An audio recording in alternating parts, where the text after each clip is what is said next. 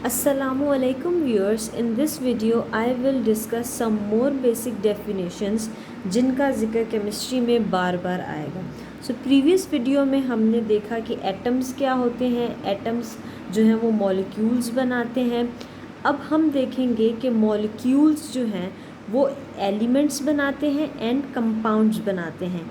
अब एलिमेंट्स क्या हैं, कंपाउंड्स क्या हैं, इनकी डेफिनेशंस को देखते हैं, इनकी एग्जांपल्स को देखते हैं ताकि ये दो वर्ड्स हमारे पास क्लियर हो जाए। सबसे पहले हमारे पास है element, pure substance made up of same type of atoms and can not be decomposed into simple substance. Element हमारे पास एक प्योर सब्सटेंस है जो कि एक जैसे एटम से मिलके बनता है। सारे एटम्स जो होते हैं वो एक जैसे होते हैं और वो ब्रेक डाउन नहीं हो सकते एक सिंपल सब्सटेंस में, उनको तोड़कर एक दूसरा सब्सटेंस नहीं बनाया जा सकता। अब तक 118 एलिमेंट्स जो हैं वो डिस्कवर किए जा चुके हैं। ज़्यादातर एलिमेंट्स हमारे पास सॉलिड्स की स्टेट में पाए जाते हैं, कुछ जो हैं बहुत कम वो लिक्विड हैं और गैस हैं। गैस ज़्यादा हैं और लिक्विड हमारे पास कम है। ये सब रूम टेम्परेचर पे बात हो रही है। हमारे पास एलिमेंट्स को मेटल, नॉन मेटल और मेटलॉइड्स में भी डिवाइड किया जाता है।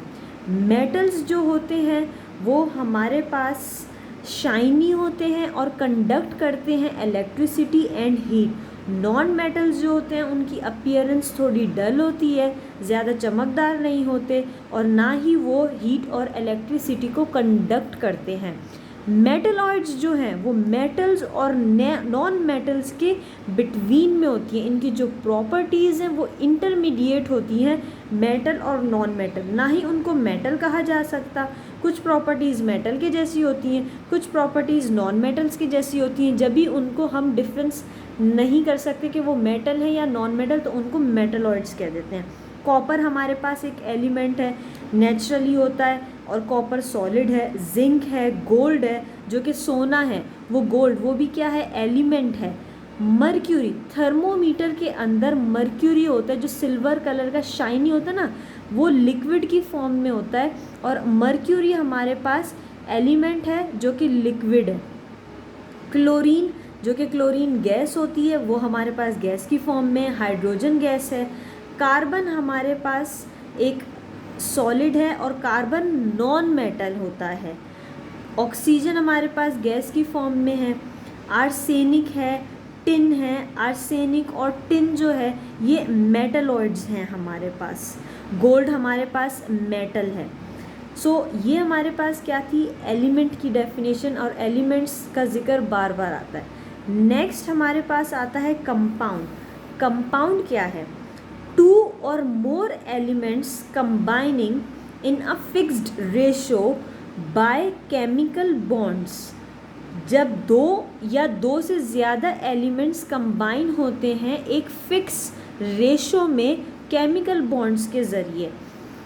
केमिकल बॉन्ड हमारे पास वो बॉन्ड्स हैं जो एट्रैक्टिव फोर्सेस की वजह से होते हैं।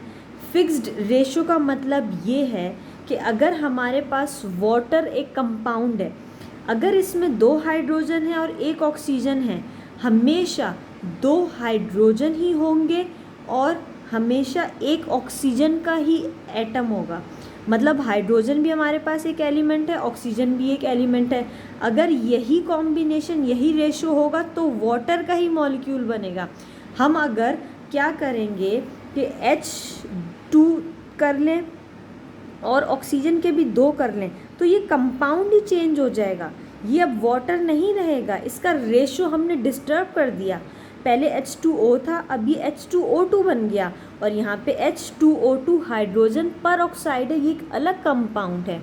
सॉल्ट जो हमारे पास कॉमन सॉल्ट है उसमें सोडियम होता है और क्लोराइड होता है NaCl।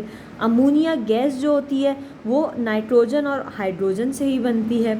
सिलिकॉन डाइऑक्साइड जो सैंड है उसमें सिलिकॉन ही होगा और हमेशा 2 एटम ऑक्सीजन के ही होंगे। जितने भी मॉलिक्यूल्स हैं वो ज़रूरी नहीं कि सब कंपाउंड हों, लेकिन जितने भी कंपाउंड्स हैं हमारे पास वो सब मॉलिक्यूल्स होते हैं। अब हमारे पास यहाँ तो हाइड्रोजन भी है, हाइड्रोजन एलिमेंट है, हाइड्रोजन मॉलिक्यूल है, लेकिन हाइड्रोजन कंपाउंड नहीं है, क्योंकि इसमें सिर्फ एक ही एलिमेंट है, वो है हाइड्रोजन। तो हाइड्रोजन एलिमेंट भी है, हाइड्रोजन एटम भी है, मॉलिक्यूल भी है, लेकिन ये कंपाउंड नहीं है।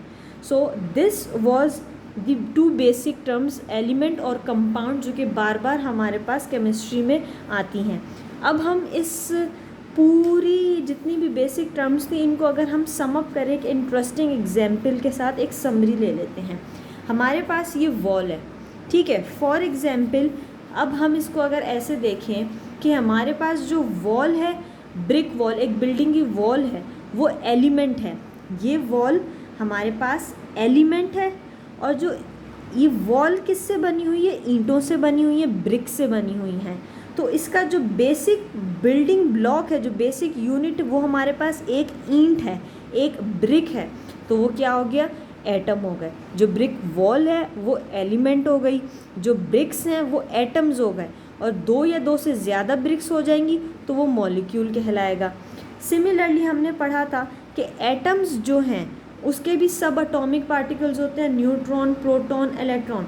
तो जो ईंट होती है, वो ईंट अगर 3 चीज़ों से बनी है, जैसे कि सीमेंट से बनी है, सैंड मट्टी से बनी है, क्ले से बनी है, सो ये इसके 3 पार्टिकल्स हो गए, मतलब न्यूट्रॉन, प्रोटॉन, इलेक्ट्रॉन हो गए। अब कंपाउंड कैसे हुआ, अगर हम चाहते हैं कि इस वॉल के गिर्द एक इंसुलेशन वॉल भी आ जाए, मतलब गर्मी से बचने के लिए हमारे पास हम एक और किस्म की ईंटें लगा दें, एक और किस्म का एलिमेंट जोड़ दें, तो हमारे पास 2 तरह के एलिमेंट हो गए। एक इंसुलेशन वॉल की ब्रिक्स हो गई, एक जो नॉर्मल ओरिजिनल ब्रिक वॉल है हमारे पास वो हो गई। तो वो हमारे पास क्या बन गया, कंपाउंड बन गया। So this was the summary of some basic terms. Thank you for watching.